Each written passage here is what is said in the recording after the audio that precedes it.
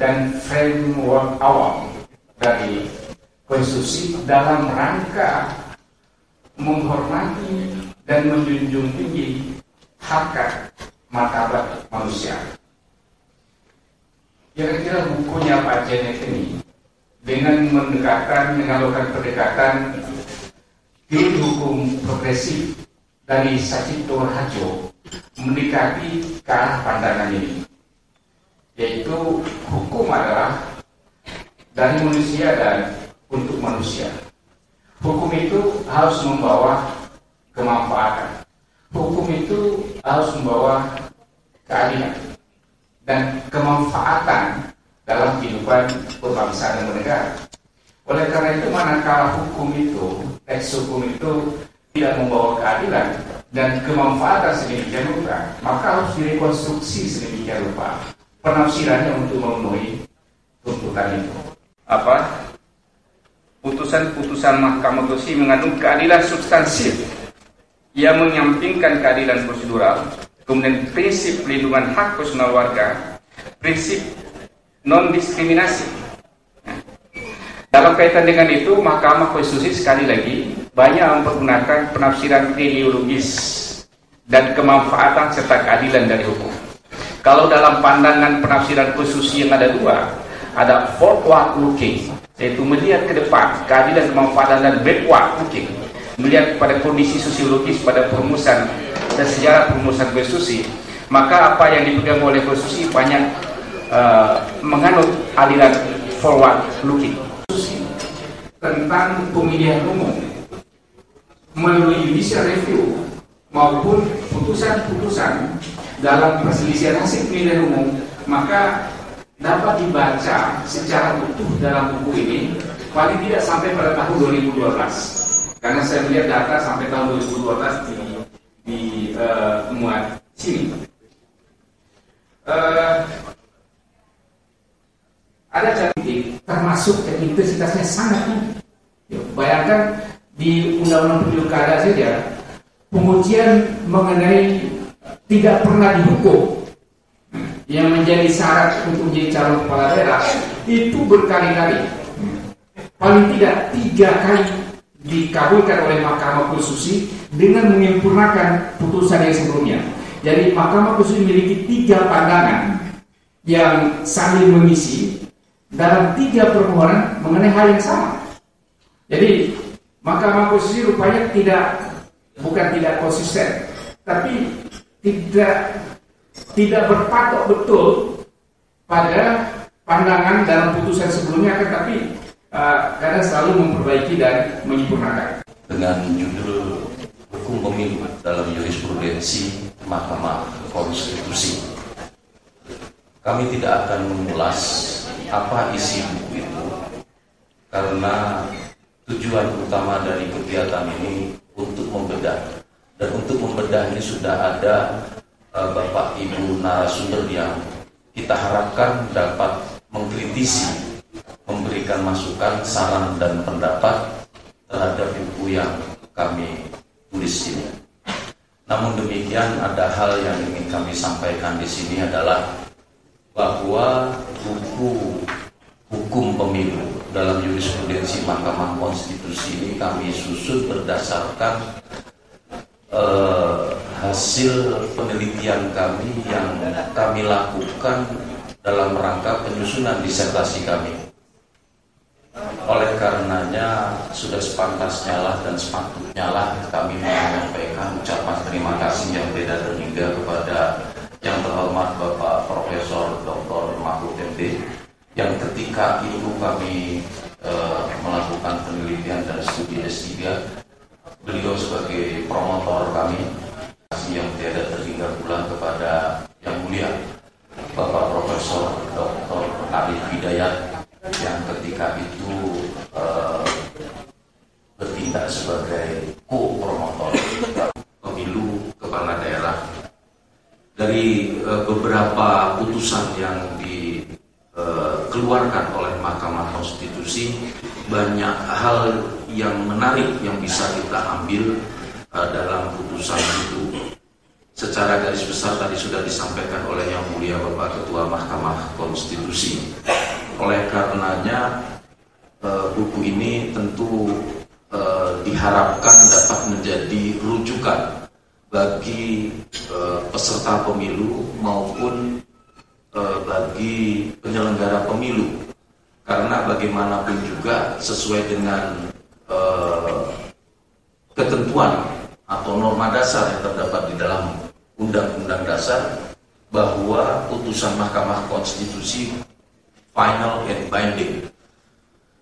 Konsekuensinya, begitu putusan Mahkamah Konstitusi dibacakan, maka putusan Mahkamah Konstitusi mempunyai kekuatan hukum yang mengikat dan sebagai dalam posisi sebagai hukum dan sumber bagi pembentuk undang-undang dalam membentuk hukum itu sendiri. Dan yang resmi itu di dalam pemilu tidak akan ada perkembangan pemilu dan orang akan curang terus gitu. Memang akademisi juga, politisi juga sudah ribut. Mahkamah Konstitusi itu melampaui kewenangan, tetapi ternyata masyarakat mengerti. Artinya opini publik itu senang. Oh, itu benar, itu ya. Misalnya diulang, kasus Jawa Timur itu yang pertama kali diulang. Kecurangannya jelas ada di Jawa Timur, tetapi sudah terlanjur ditetapkan di KPU, pelakunya sudah lewat dari batas waktu yang ditentukan. Tapi kalau kecurangan itu langsung misalnya membatalkan, itu juga tidak benar, ya kan? Orang sudah dinyatakan. Kalau tapi tidak dibatalkan, juga kecurangannya nyata di depan mata. Orang pelakunya sendiri ngaku di depan sidang kok. Kepala desa itu, saya Pak yang melakukan, disuruh oleh Pak ini loh. Ngaku semua. Sehingga wah, ini terstruktur, ini sistematis, ini masif. Disitulah kemudian kita buat kalau pelanggaran dilakukan secara terstruktur, sistematis dan masif. Kemudian pengadilan lain tidak mengadili dengan alasan sudah lewat waktu karena orangnya lari dan baru mengaku. Sesudah muncul di Mahkamah Konstitusi, ya kita batalkan aja gitu. Tetapi sama risikonya. Risikonya itu sama kalau misalnya pengadilan hanya mengandalkan pada norma-norma yang formal saja.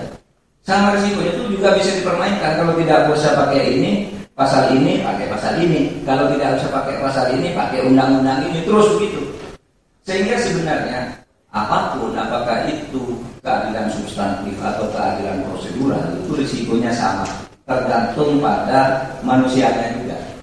Tetapi kalau kita, paling tidak kami dulu zaman saya, kita ini mau menegakkan keadilan, bukan menegakkan hukum. Apa bedanya hukum dan keadilan? Ya dalam batas tertentu bisa dibedakan, dalam batas tertentu. Sekurang-kurangnya per definisi operasional kami itu beda. Per definisi operasional kami, orang bisa punya definisi operasional yang lain. Ya beda begitu. Kalau hukum itu sifatnya terlalu formalitas dan menghendaki kesamaan ukuran, sedangkan keadilan itu masuk ke substansi dan menghendaki perbedaan penerapan. Adalah penulis pidato Ketua MPR pada waktu itu. Mas Janet terlibat bersama Mas Patrialis Akbar pada waktu itu dan juga Mas Hamdan Sulfa pada waktu itu ketika konstitusi itu diubah. Dia menjadi saksi, dia menjadi pencatat pada waktu itu ketika di MPR, dan kemudian 2004 Mas Janet berpindah posisi menjadi Sekretariat Jenderal Mahkamah Konstitusi. Sampai sekarang sudah hampir 10 tahun Mas Janet sebagai Sekjen MK. Itu satu poin dulu. Sekjen terus. Poin yang lain adalah kalau melihat kurikulum vitae yang ada, kalau melihat record yang ada, kalau melihat telaah yang ada, memang Mas Janet mempunyai otoritas dan memahami semangat kebatinan ketika konstitusi itu kemudian diubah, dan kemudian bagaimana Mahkamah Konstitusi itu menjalankan putusan-putusannya. Pertanyaan publik bagi saya orang awam, apakah Mas Janet kemudian akan tetap bertahan sebagai sekjen atau akan berubah menjadi konstitusi? Mas Janet akan menjawab. Tergantung pada DPR, tergantung pada pemerintah, tergantung pada mahkamah itu. Itu yang halaman 233. Yang halaman 81, saya mau mengatakan dikutip Mas dari buku adalah pemikiran hukum hakim-hakim konstitusi itu berkembang. Saya menggunakan evolusi pikiran. Ini saya akan kaitkan nanti dengan bagaimana dengan konstruksi putusan hakim konstitusi yang final dan mengikat. Ketika undang-undang pemerintah Aceh kemudian mengadopsi calon perseorangan, kemudian diadakan uji materi lagi, kemudian Mahkamah Konstitusi mengubah posisinya, mengatakan kalau Aceh dibolehkan ada calon perseorangan demi asas kepastian hukum dan mengacu pada pasal 18 teks konstitusi, maka calon perseorangan kemudian juga dibolehkan. Anda kembali menguji undang-undang terhadap undang-undang dasar, bukan fakta. Kedua, putusan yang mengenai Antasari, begitu juga. Yang diajukan Antasari itu kasus konkret, bukan mengenai pasal 28 mengenai penyelidikan kembali. Yang kasusnya konkret. Nah, saya bilang bagaimana ini yang ceritanya begini? Cerita apa ini mau cerita jurisprudensi? Ya, sekarang TSN. Nah, ini kritik saya TSN. TSN itu terstruktur, sistematik, masif, yang menjadikan ongkos sekarang paling besar ini. Sebab kalau umpamanya ada masalah, kau tunggu di Mahkamah Konstitusi. Kita buktikan Anda ada TSN. Berbondong-bondonglah saksi. Berbondong-bondonglah sehingga hotel itu penuh saksi. Sedangkan saksi itu biasanya udah diajari kan? Diajari, udah ketemu dulu. Begini lo, segala macam. Nah, yang menjadi persoalan lagi saya TSN itu adalah pertama kali di Jawa Timur ya. Dan saya setelah putusan itu saya diundang oleh DPR. Saya Pak Haryono pada waktu itu Pak Haryono juga bukan salah satu konstitusi karena sekitar baru setelah pemilu mengganti diri, dan ada salah satu ahli sosiologi Dr. saya lupa namanya dari UNER. Kami berbicara begitu. Nah, TSN ini pada waktu itu apa dasarnya sehingga ada pemilihan ulang? Sebab di dalam undang-undang mengenai pemerintahan daerah ada pasal, ada ketentuan bahwa kapan sesuatu itu diadakan pemilihan. Ada ini pokoknya ada sebagai force majeure, ya, keadaan memaksa. Itu TSN tidak ada. Kalau pilkada juga masuk rezim pemilu, apakah ditambah satu kotak lagi, kotak gubernur dan bupati wali kota, 2 lagi jadi ada 7, ataukah dimungkinkan misalnya pemilu serentak nasional dan pemilu serentak lokal seperti gagasan yang kami sampaikan. Itu saja dari saya. Secara umum untuk hukumannya. Oh iya. Kalau penilaian secara umum, saya kira tadi kan Pak Jene terus terang kami sedang melakukan riset tentang putusan-putusan Mahkamah Konstitusi yang berkaitan dengan hukum kepemiluan. Tapi ternyata keduluan, saya kira mungkin tidak usah dilanjutkan saja. Saya kira ini bagi kami di komunitas pegiat pemilu luar biasa ya, karena satu sisi memudahkan kita memahami konteks hukum kepemiluan Indonesia, dan juga ini harus jadi pegangan bagi pembuat undang-undang sehingga tidak lagi menghidupkan pasal yang sudah dimatikan. Dan terakhir salah satu di mungkin yang tidak ada di buku ini, Undang-Undang 32 itu salah satu yang unik ini karena pasal yang salah rujuk, pasal ketentuan pidana bertahun-tahun oleh pengawas pemilu tidak bisa ditegakkan, pasal 115 kalau saya tidak salah, karena salah rujuk. Jadi dia merujuk ke salah satu pasal yang lain, tapi yang harusnya misalnya disebut pasal 97, dia sebut pasal 98. Pemilu itu tidak mengenai kualifikasi calon yang sudah tidak sah lagi, itu tidak ada. Dan MK melalui putusannya mengatakan orang ini sudah ab initio ineligibility, tidak eligible dari awal. MK memutuskan tidak, itu harus ada pemilu ulang, pilkada ulang, dan harusnya orang itu tidak ikut lagi. Itu satu contoh. Jadi yang saya katakan adalah MK melalui putusan-putusan yang juga dibahas dengan menarik dalam buku ini adalah MK memberi mengisi ya, hal-hal yang tidak ada dalam undang-undangan, karena dalam undang-undang ketika membahas mengenai dasar gugatan hanya mengatakan kalau hasil pemilu itu tidak bisa ya seperti tadi ya dalam pendapat yang lama itu hitungan itu harusnya dia yang menang kok orang yang menang gitu. Terutama itu saja. Tapi kemudian itu ada keluar putusan MK ya, termasuk tadi adanya pelanggaran yang sifatnya terstruktur, sistematis, masif dan sebagainya. Itu menurut hemat saya bagian dari yang disebut ground of election collision, termasuk juga ab initio ineligibility, tidak eligible dari awal, dan beberapa dasar yang lain mengisi kekosongan apa yang ada di undang-undang. Di negara lain sudah ada di undang-undangnya. Di negara lain ada di undang-undangnya. Nah, di kita perlu diisi dengan adanya putusan-putusan yang baik. Saya kira itu Mbak Mulyati. Saya ingin singkat saja karena saya tadi sudah terlambat. Saya tidak ingin memperpanjang ini. Nanti bisa diskusi. Para aktivis pemilu seperti Mbak Titi ini juga lembaganya aktif juga. Baik, terima kasih sekali lagi. Siapa kita mesti merujuk program ini?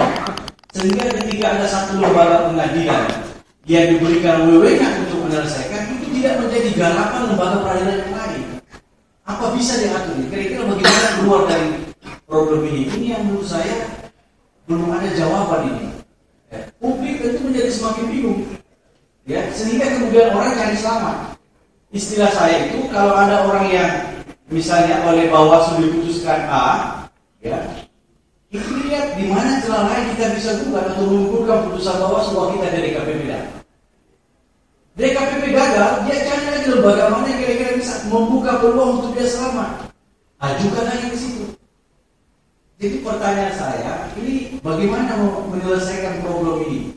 Sehingga kemudian masyarakat punya kepastian hukum yang jelas terhadap satu masalah yang tidak digarap bersama-sama oleh lembaga peradilan yang berbeda-beda.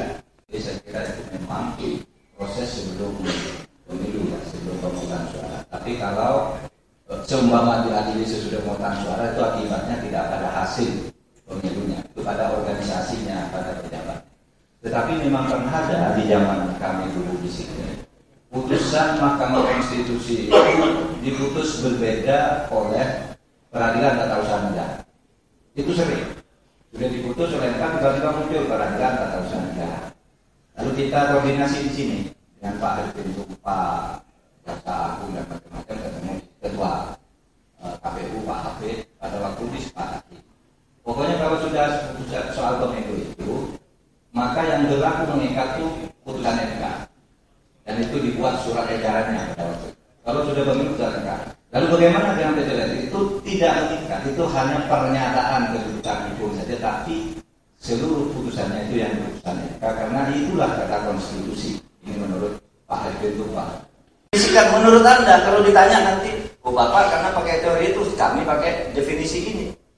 Sehingga kebenaran ilmiah itu kebenaran konsepnya, bukan kebenaran karena orang lain berbeda pendapat lalu dianggap sah. Tidak bisa. Nah, kalau begitu tidak akan pernah ada disertasi yang benar.